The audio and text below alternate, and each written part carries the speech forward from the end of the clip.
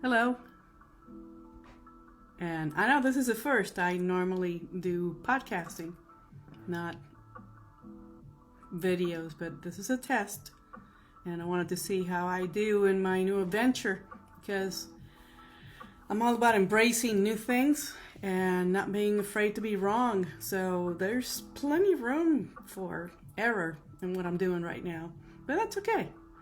So this is a new broadcast format for In the Pursuit of Joy, my podcast that is published weekly, Monday nights, 8 p.m. EDT, now that we sprung forward. And in spring, even though I'm looking at the weather today, spring is having a hard time taking over the season. And I wanted to introduce video as well, which will be published to my YouTube channel, which is Emanuele Business Solutions and Travel. And I know that's a long name. If you want to subscribe, please do. Just reach out to me through SoundCloud. I also publish in SoundCloud and will be appearing hopefully pretty shortly on Apple Podcasts. And again, that's going to be on Monday nights, 8 p.m. Eastern Time. And it's all about the pursuit of joy. So I want to see if this is a format that will work and will make me happy. So I'm not even going to stop recording at this time. I can only do this so many times and then beat myself up about how well it turned out. So I'm just going to let it roll, and we'll maybe go through it later on and see how it turns out. And if I'm glad with it, it makes me happy, then I'll go with it. If not, I'll have to do this over. But I have other projects that I have to work on, so you have to trust yourself sometimes. So last week, well, first of all, I wanted to give a little bit of background about why I'm podcasting in the first place. Never in my wildest dreams would I have wanted to podcast. And I didn't see a reason to, but sometimes we need a trigger or a moment where we are forced to activate on something we've been thinking about or wanted to do, but we're too afraid to take actionable steps to make it happen. And I was in that position for a long time. And in the past 2 years, I've been working on getting out of that vicious cycle and actually taking off on my very own. So I'm not atypical from any other person. We're just trying to get out of that box, get outside the box. But a lot of limiting beliefs and thoughts kept me from doing so. Sometimes you take a leap. You quit a job. And like some people you see in articles that they quit a high-paying job to rent or buy an RV, or they live the life of a beach bum. At some point in the past, I would have said that's kind of a waste, but today I'm totally taking that back. I have great respect for someone's ability to leave behind the distractions of the physical world to engage in looking inward, and sometimes just leaving behind the things that you thought you had to do is the only way to bring about that kind of change. To look inward is a really hard job, and most of us really don't want to do it because what comes out sometimes is hurtful. It's the stuff that we left behind, and we don't want to look at it anymore, and we're not sure whether we just want to examine it, and I just want to look at it for one more time. Is it just hanging on to something because we cannot transition into the next phase? Or is it that we're digging it up so we can show others how we overcame those problems? So you got two factors there. So in my case, in the past 2 years, I've been working on this, but I had a side gig and I was creating some content and things that I knew that would be to benefit to other people, but I just never got off the ground. And I found myself in the past year driving to from work, and I knew I was miserable. I don't want to go into great detail. That will come out later on. But I was unhappy, And I was verbalizing this to everyone else at work, and it was another vicious cycle of I want to leave. I wanted to leave the previous year, but I was just waiting for a signal. I don't know if that makes sense. We were waiting for that sign. Is it from above, or is it a 2x4 to the back of your head? What does it take for any of us to make that giant leap of trusting ourselves and detaching from the things we think we need, like that 9 to 5 job, and you hate it, or it seems like total drudgery to you, but you hang on to it because it pays the bills. And I hear this a lot, or it's usually health insurance is expensive, so this big corporation, it pays for insurance. They have a family.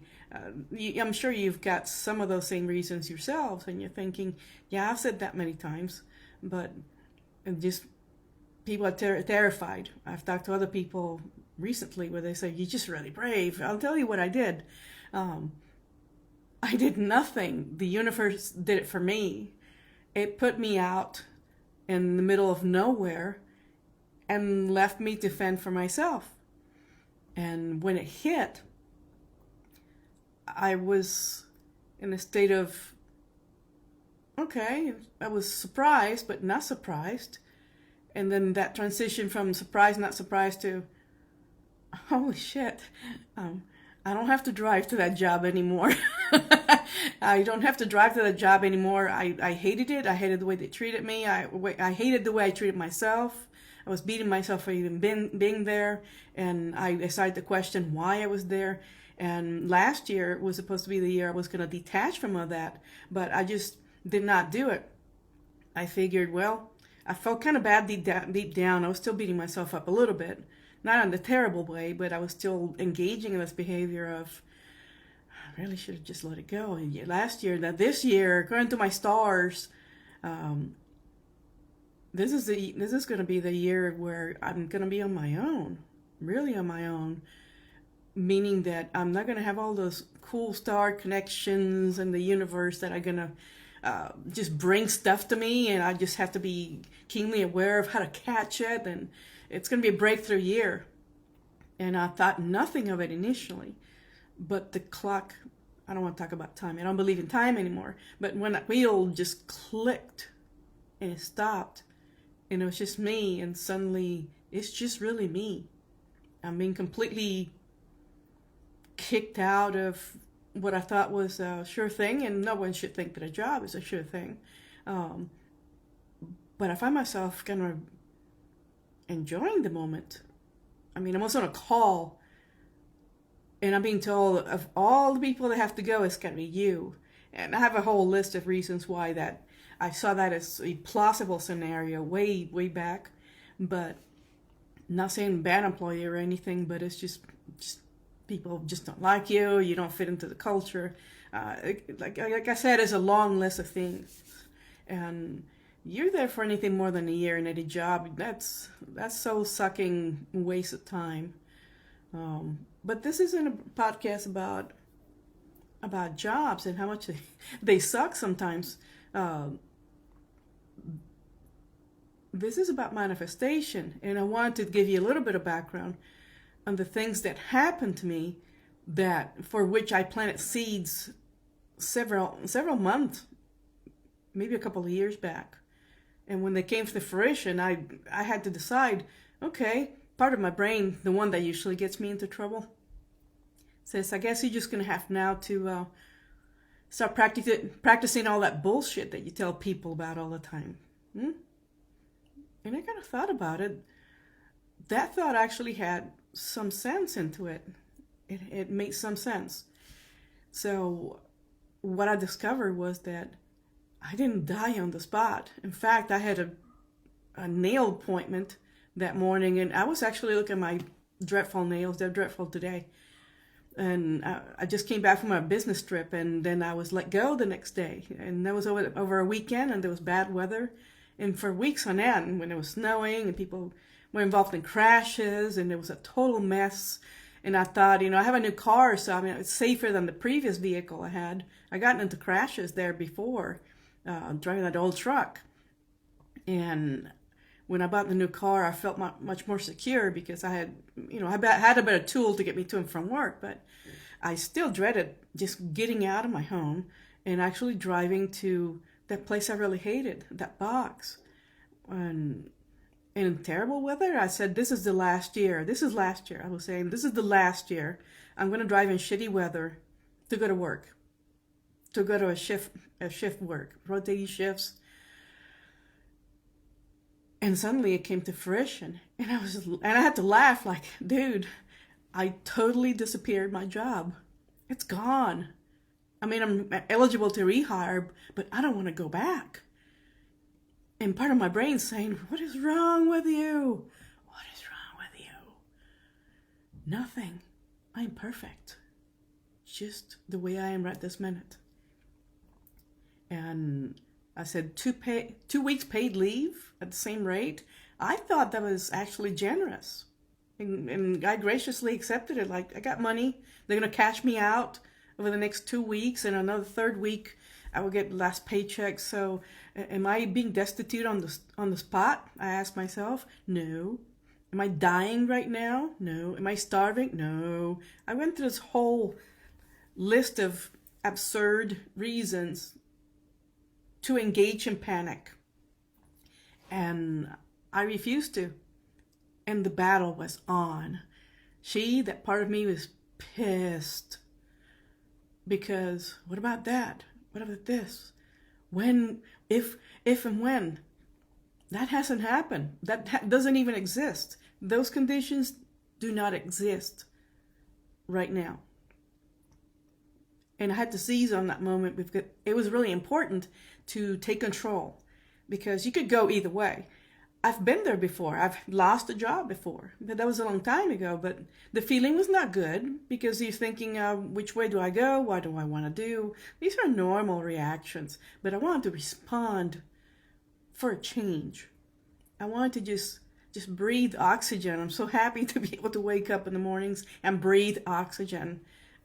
It was transformative. And the fact that I just totally wrecked that old attitude of, I'm going to fall into a depression. Well, I'm not depressed because I'm not working nights.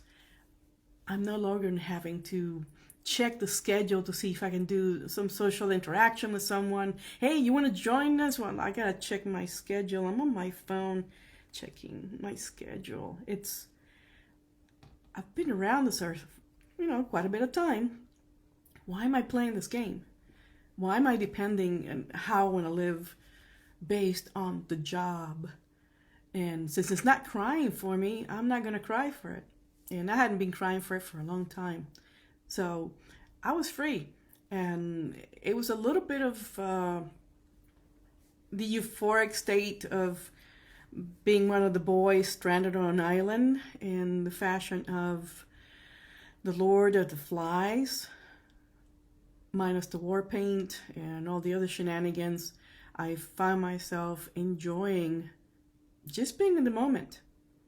And I was actually ready, mentally, spiritually, to take it, to trust myself. I just sat at my desk and I said, at home, I got a nail appointment. Yeah, but I'm going to trust myself unconditionally. And I invite you to use that when you're feeling down and you think somebody else is controlling you, the job, the boss. That's a function. That's not a requirement for you. You can choose not to be there. So previous year I said I want to leave on my own terms. If I had left on my own terms, I would have left with no money. And I'm not. And this is not an episode about money, but I will address money. Because money, you can attract money anytime. It's in the things you do, the people you meet. It comes to you. You just have to be ready to accept it. So I made myself ready also to accept that I would have to rely on myself for once. And I was going to be creating value for others. And perhaps that will be a good way to generate an income. And I will leave it at that. Like I said, this is not about money. It's about manifestation. So, like Kevin in Home Alone, I made my family disappear. That was the feeling exactly. And I just giggled like, dude, I gotta go get my nails done. Do you want pink again? And I told my favorite tech, no, bring back that red. Number 155. I'm not saying the brand, but it's someone looked at it one time and mentioned that my nails look like ruby slippers. And I just looked down at my nails and I said, you're kind of right. They're sparkly, they're red, they're in your face. Red is such a power color, so I want it red. I started to build on creating that positive energy right away. So you have to monitor that. When you're hitting a slump, it doesn't matter what you're going through right now and you're listening to me, you're just kind of passing by and you thought, what is this podcast about? Just hear me out. It doesn't matter what you're going through. It could be like 10 seconds of you just somebody enraged you for some reason, and it just got you, and you're ruminating about that moment. It's like, let it go. Because suddenly I was no longer in the stressful environment. They got me in that state of mind already. I will address also living in anger. I did that for many years. You do not want to do it. And all of that went away. Got my nails done. It was weekend. I said, I don't have to drive to that job anymore in shitty weather. I'll say it in plain English, shitty weather, endangering my life for something that's considered essential, and where nobody really treats you like you're essential. They treated us really, and everybody else I left behind, like garbage. You're just a body. You just do the function here. And I'm not just a body. I am an unlimited being. And I'm out of there. They kicked me to the curb, and I'm like, I don't want to go back in any capacity. So since I no longer want to go back to the usual, then I have to be extraordinary. And that's the moment you have to trust yourself, that you will let your heart guide you if that's how you feel. So it's taken me in some really interesting directions. But I also manifested money. I had, this is the first week, and I'm just taking myself out. First of all, I'm doing things I normally don't do. And I'm all grown up. I can take myself out to dinner and drinks, which is weird because that was the night before I was let go. That's the thing that I did when I came back from my trip. I took myself out to dinner. I don't want to go home and cook. It's like 7 p.m. I don't do that when I come home from a trip. There's no way I'm going to do that. And so I went to my usual place here in town and ordered a meal and some appetizers. And I had the most expensive whiskey they had, one of them on the rocks, and it was delicious. And I said, okay. So I spent a couple hours, finally made my way home. The next morning I find out that my services are no longer required. And I really wanted to say really bad, yeah, well, you're no longer, you're not required in my life. So, and I'm speaking from the heart. I don't wish anybody any ill will.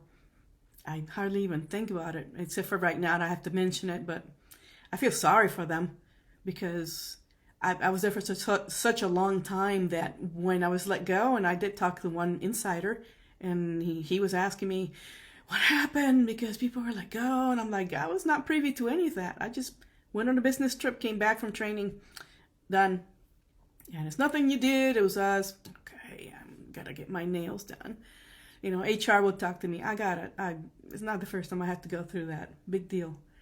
But it will be the last time I will have to go through that in particular. And I was too happy. I'm still euphoric about it. And talking to a coworker, and the voice is like, I'm detecting fear. Like if anybody would thought that they would think anybody was going to be let go, would have been someone new.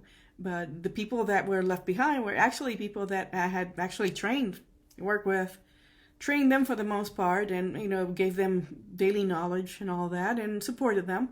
And I don't regret that. I do not regret helping somebody else get ahead. But people that were even there less time had been picked up for a promotion and pay raises, and I was purposely left in a corner to rot, and that's not me. So I was very happy to be gone. But I detected there's a lot of reorganization going on because we were tight in numbers, and just to let one whole person for budgeting, really, it all boiled down to me. I feel ecstatic that I can mean so much. One whole person.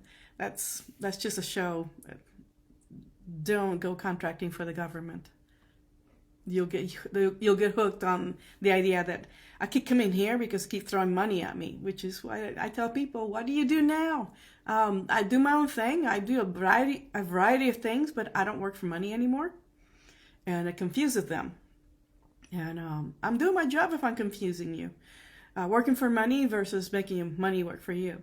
So there will be an episode about money, but I did manifest money right away. I had some options from a retirement that's just sitting there. I'm not very young, but I'm not very old either, but I'm too young to cash out on a real retirement. So there was money that I could actually summon that I hadn't thought about before, because again, if you're getting a paycheck, you're not thinking of other ways of generate an income. And that's kind of interesting in its own way. And I thought, I'm sitting in my car doing exactly that, saying to me out loud, I need you to come up with some viable ways to source or generate income. Because for a second, I qualified for unemployment, and I picked up the phone, and the line ahead of me was like 401 persons. And I said, no, that is not a viable option. I hung up that call. I have yet to even go near that place again. It wasn't a place of desperation, by the way. I'm looking at myself, weird camera. I shouldn't be even doing that. But because I'm recording this episode to be uploaded on YouTube. So it's something I'm playing with. Because I can do it. Why not? So if you missed this and you want to see what I look like, I don't know why, but it's okay. I'm not hiding. And I think I'm gonna be doing this every week podcast. I'll do a simulcast of some sort. I might go live at some point. You never know. So just always make sure to stop by or subscribe to my podcast and go to my YouTube. That would be fantastic. I would really appreciate that. I have some special content. It's just I'll tell you what else I did. So the year prior to being let go from the last job I ever held, I like that. I had also worked a little bit on a product that I've been developing for mentorship and coaching people to do exactly what's happening live to me right now. Is teaching through showing case studies. So I'm the greatest case study. I can teach it while I'm doing it. But there are a lot of other coaches who use vision boards, and the concept is wonderful because our minds really do pick up visions. They pick up imagery, and that's the language of the soul. Is the internal language.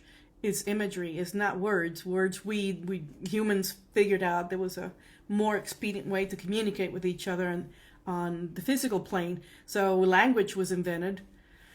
But when you feed imagery that's good and it shows you the things that you want, you're more likely to pursue them, to take actionable steps to get there. So vision boards are great, but I don't really like to do one vision board because then you have to update it every time something happens. And sometimes people would just print them. It's like a poster. It could be on an actual board, and you just buy a bunch of magazines, and you spend money in magazines, and you clip them. You start clipping pictures, and you do like scrapbooking. I guess that's what it takes. That's what it sounds like to me, scrapbooking. So I do mine electronically. I do have lots of journals. I write a lot, but it never occurred to me to do a physical product. So I was designing one to serve me. So for me, it's different. I actually like to include pictures and words, like you would a narrative, but it's all in first person. And you can do that too. I mean, I do sell this product. I'm not selling it here at this minute, but you can mosey on down to my website and you'll see it's called a Vision Quest book. And that is totally customizable. I guess I am advertising now, then might as well take a sip of what's left of my smoothie. So, because I'm recording this on a Sunday morning, I don't record on Mondays. And I came up with the idea of a glossy picture of what I wanted to manifest. And I had decided last year, you can't see me smiling, but you can on video. It's just wicked stuff.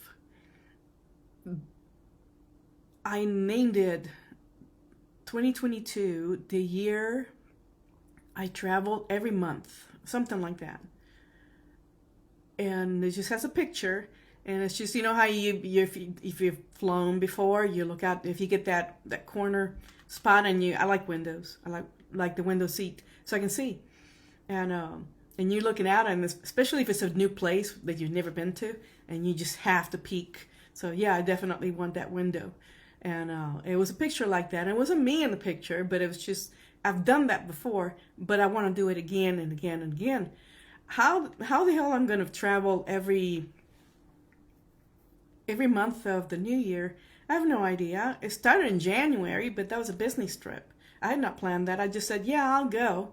It's not going to make big money on that trip, but I will learn something new, and maybe they'll finally, those guys will get to like me a little bit, and that wasn't the case. I was let go, and but it already started. The trip going to be in January, so that's in the new year. So I had to accept that something was happening here, because the door was wide open. And the first question is, how do I take a trip? I mean, I was in a trip in December. I went to a wedding. It was a family event, and it was wonderful. And I kind of wish I had been let go in December. I mean, I know they don't do that during the holidays. I suppose I should be thankful for that. But I would have partied hardy. Like, I definitely would have gone on more trips. But the new year started with a bang. And I was just all over the place on that one. Where do I go? The first thing is, how do I afford this? So I did tap into a financial source. And it's not perfect. I'm going to have to, kind of pay it back. But I had plenty. I had plenty at the time where I could plan things. And one night, and about 3-4 weeks after being let go, I'm sitting at my desk and I'm enjoying a drink and kind of looking through the internet. And I really forget what it was, but something brought me back to the topic of getting back on the road and traveling. And something popped up about working from home, and that was the trigger. I said, there's no way I'm going back to another job, and they're gonna have to tell me to put a mask on. I can go on and on about that for medical reasons, and that's not an environment conducive for me to stay or even want to be there. So I decided, how about if it's just look strictly for remote work? And I already know where it's going. It's either your IT, you do social media engagements. Okay, they may not be like right along the things I know how to do, but I can learn. So the thought shifted to, can I retrain? And I'm like, yeah, I'm going back and forth in my head. Yeah, we can retrain. Voices in my head saying, yeah, we've done this before. Okay, let me see what's cool out there. And I stumbled upon something that never even occurred to me before, because who does? Be a travel agent from home. I had to take a sip of my smoothie. Be a travel agent from home. This is a fee involved. Okay, I signed up I'm like, I'm going to go ahead and explore this. I can do this. Can I? I'll give myself permission to do something different. So I went online, and then I followed the trail down that rabbit hole, and I thought, it wouldn't be the first time I put money into something that might be stupid. But, I'm all open for the possibilities of anything that's new. So I'm not judging at this point. Like, I'm going to trust myself. Let's see where this takes me. If it sucks, like things I've done before, then I'll allow myself to be wrong and then just move away from it, live on.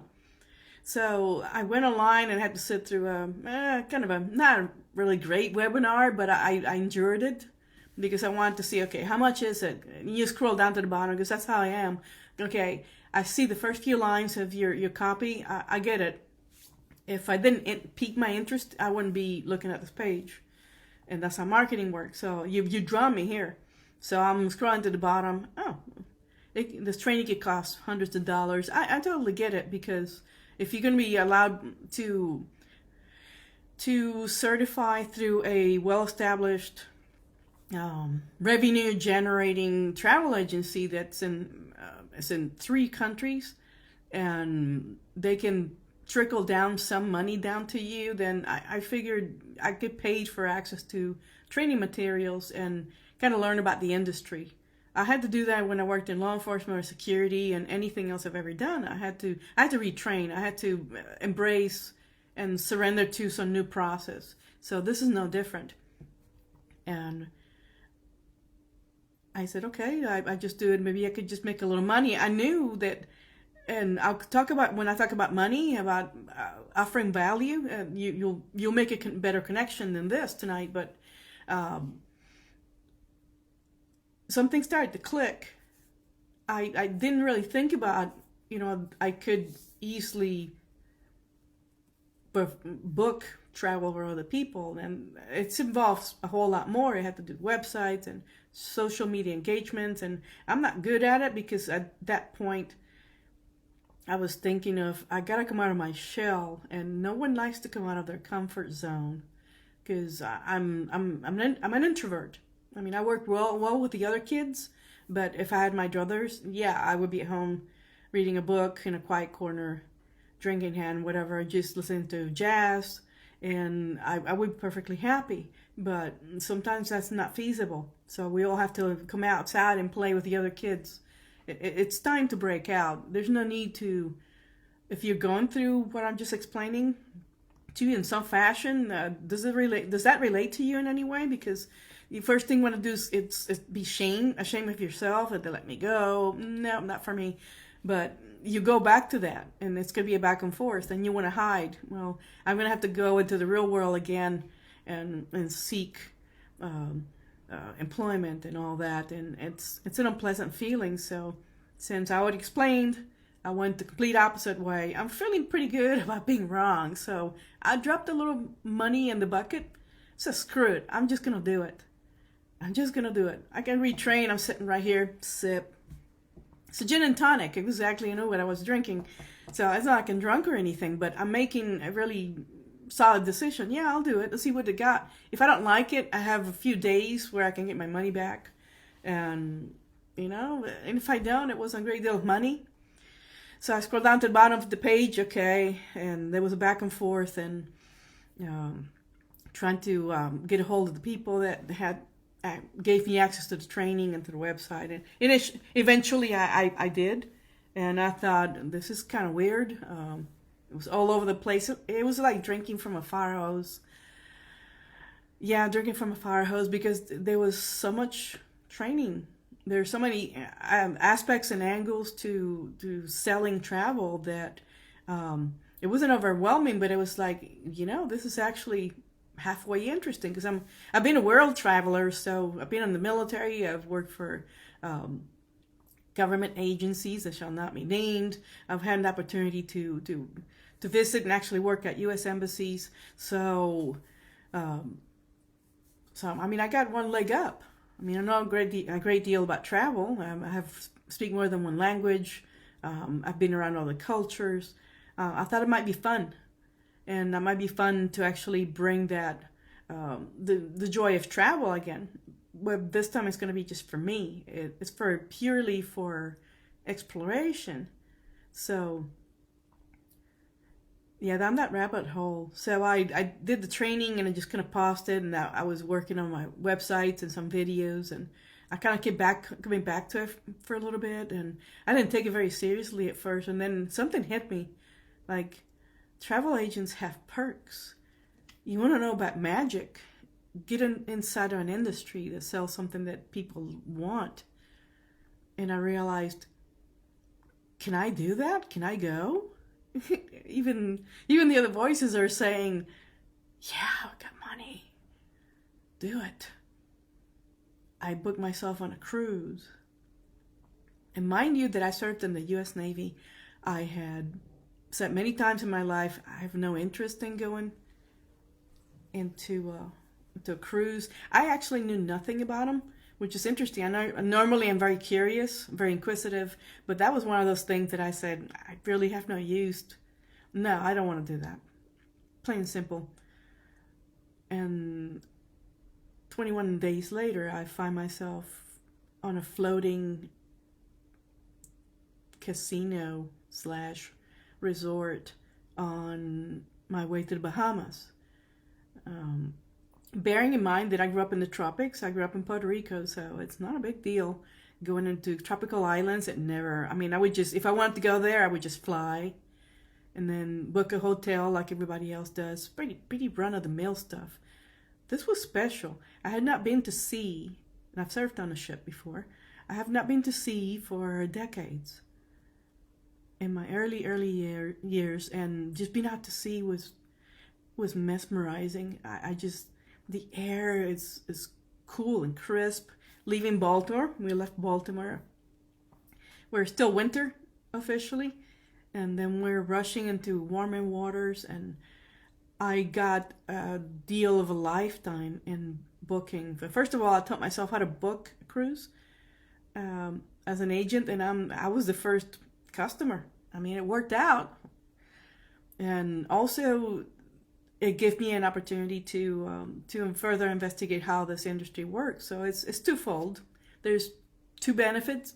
I get a lower price on a cabin, and I could choose one with a balcony, and because I was not going to sleep below the waterline. Not because I'm scared. I've been on a ship before, mainly because I've slept and lived in the belly of the beast before. So I wanted access to the ocean. I wanted a view.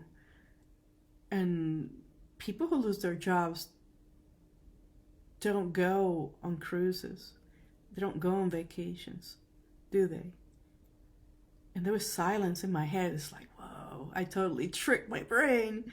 I'm going on a cruise, and it was an intellectual exercise at first. Yeah, I could do it. My hands could do it. My brain could do it. I have the card, and I have money to pay for it, much lower, and I have an opportunity to go someplace. And I booked some shore excursions, and not going to discuss them here. I did talk about horseback riding in one of my first episodes. That was transformative, but I'll go back into that later. This was the year to travel every month of the year. It doesn't matter if it's a local trip. It could be flying, it could be by rail. So since I never set any rules, there's only a picture of that vision board mock-up that I made where I would travel every month of 2022. Then it became a challenge. I'm not even on that trip yet, and I'm already thinking ahead. So I want to leave you with that thought tonight, because I'm already running over the line. Wow, this is a long time. So I guess I could probably continue on YouTube.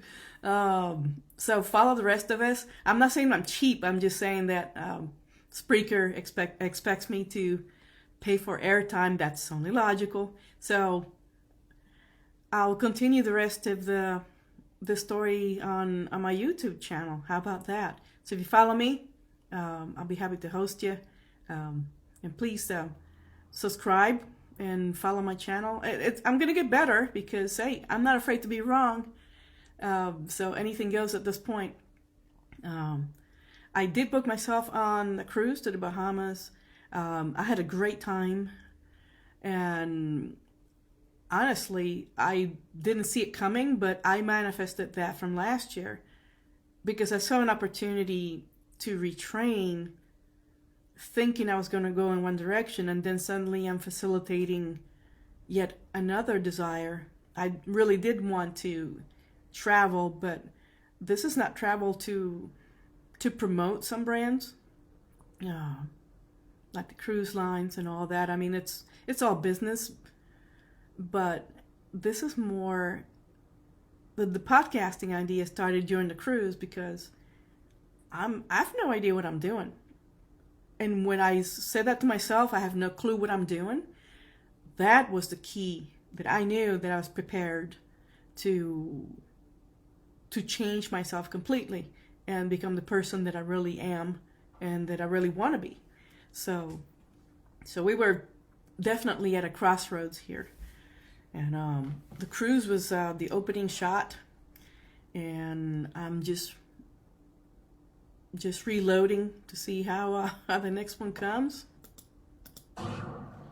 Yeah, I got hit with a 2x4 to the back of the head by the universe. Message received. And has this happened to you? Because I want to know. So if you have, I don't have live streaming right now. I might do that in the future. I will come back to this topic of manifestation. If you see it, you start to believe after a while of feeding your brain that you can do it. It's just, when it happened to me, it was, it didn't seem like it was real, like it was really happening. So I find myself in a completely different place and time on a cruise ship, and it's something that I never thought that I would have done, and yet there I was doing it. And I allowed myself to go along on this really transformative and extraordinary life change. And things are going to get so much better. And I really hope that for you. So in the pursuit of joy, I hope that my tone and my countenance tonight was much better than the past couple of weeks. I really think I was going a little bit too dark and taking way too long to arrive at the objective of my podcasting, which is to show you through examples and storytelling how to breach away, just get out of Plato's cave. And yes, I will explain Plato, as in the philosopher from Greece. You can look it up and then come back at me. Plato's cave, we all live in it. That's the whole point of this podcast. Getting out, realizing that we're locked into some delusion that we cannot get out and do the things that we want to do. So I want to leave you with that. I guess I am finishing on time. Oh, how about that? So I want to give you a parting shot. Thank you so much for joining me, and I'll chat at you again next Monday night, 8 p.m. Eastern Time. Thank you so much for joining me tonight, and joy to you, joy to all. I love my smoothie.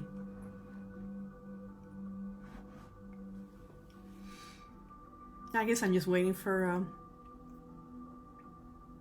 the audio part of this to phase out, because I'm running out of time. 15 seconds. 15 seconds. But I guess I can extend it for like another.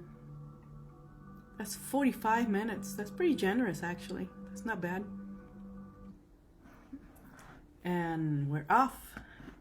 So for a video, we're still here. So if you want to, I don't know what the camera is. So if you want to join me again, please do click that button. I'm learning to add these nifty widgets to my videos. Just join. When I go travel, you'll know, because it's going to be from that location. I do not tell people where I'm going before I go. That's my security person mindset. I don't change that. That's for my safety, but it's a good practice for everyone. So if you're going to go someplace, just don't broadcast right away. Plus, I like to leave a little bit of an element of surprise to the things I do. That's the whole point of seeking joy. I don't want to be in a particular schedule or a timeline. So it's 45 minutes. I think that's enough time. Thank you. This is In the Pursuit of Joy podcast, and I guess now video, because I'm learning as I go along. Indiana Jones, I don't know. I'll just make it up as I go along. Thank you. It's a cold, windy day. Join me for another podcast. Have a great day. Take care.